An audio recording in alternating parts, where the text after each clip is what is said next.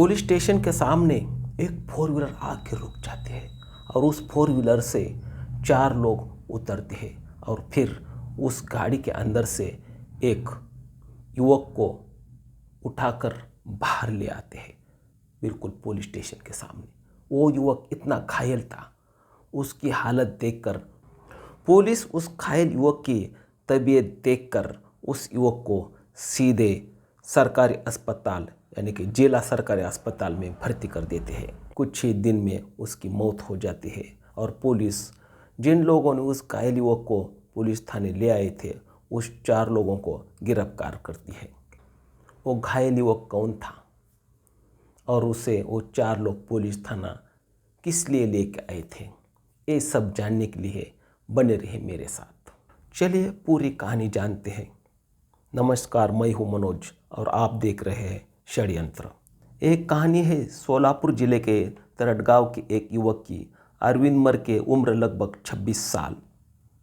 वो tractor driver था। अरविंद जब ट्रैक्टर का काम ख़त्म करके घर आता था तो सोशल मीडिया पर बैठ जाता था और वो जब इंस्टाग्राम स्क्रॉल कर रहा था तब उसकी एक प्रोफाइल पर नज़र पड़ती है और वो प्रोफाइल थी एक महिला की, जिस महिला की उम्र लगभग 42 साल थी। उस महिला का नाम था अर्चना। जब अरविंद उस प्रोफाइल को देखता है तब वो उस प्रोफाइल पर फ्रेंड रिक्वेस्ट सेंड करता है और उधर से अर्चना फ्रेंड रिक्वेस्ट एक्सेप्ट करती है। दोनों एक दूसरे को अपना मोबाइल नंबर भेज देते हैं और फिर वो मोबाइल पर घंटों बातें करना शुरू करते हैं।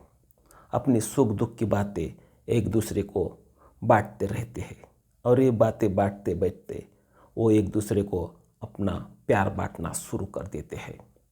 ये उनकी प्यार की कहानी फ़ोन पर 3 महीने चल रही थी, लेकिन अचानक अर्चना तरट गाँव अरविंद के घर पहुंच जाती है। जब घर वाले पूछते हैं यह औरत कौन है और हमारे घर में क्यों रह रही, तब अरविंद कहता है ये मेरी दोस्त है और ये 2-4 दिन के लिए यही रहेंगी।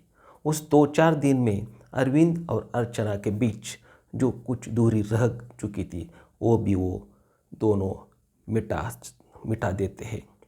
अर्चना 42 साल की थी, लेकिन उसे अपना घर परिवार, अपना पति, अपना बेटा ये सब भूल चुकी थी और अपने प्यार में बिल्कुल डूब चुकी थी।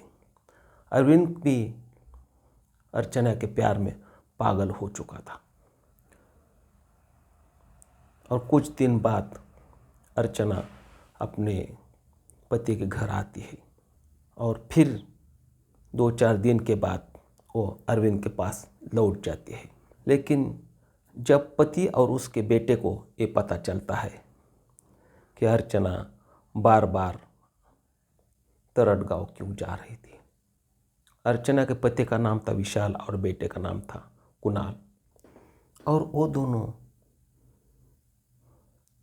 अर्चना को समझाने की कोशिश करते हैं। अर्चना को उससे कोई फर्क नहीं पड़ता था। अर्चना 42 साल की थी, फिर भी उसे अपना घर परिवार, अपना समाज, उससे कुछ लेन देन नहीं थी और इसी वजह से विशाल और कुणाल दोनों गुस्सा हो चुके थे।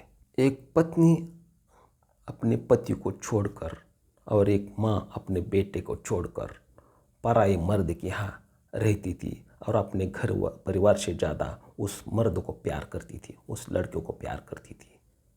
ये बातें विशाल और कुणाल के दिल को बहुत ठेस पहुंचाती है, क्योंकि उस एक औरत की वजह से पूरा घर परिवार बर्बाद हो चुका था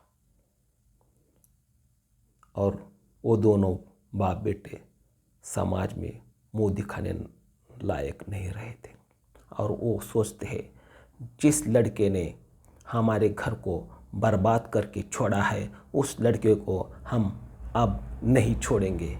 इसलिए वो क्या करते हैं, अरविंद को कॉल करके समझौते के लिए तामिल बाड़ी को बुलाते हैं जब अरविंद अपने बाइक से निकलता है तामीरबाड़ी आने के लिए, तो बीच रास्ते में ही विशाल, कुणाल और उनके दो दोस्त रास्ते में ही अरविंद को घेर लेते हैं और उसे एक बड़े से पेड़ को बांधकर लकड़ी से और केबल से वो सारे लोग उस अरविंद को इतना पीटते हैं, वो घायल हो जाता है, वो बेसुध हो जाता है।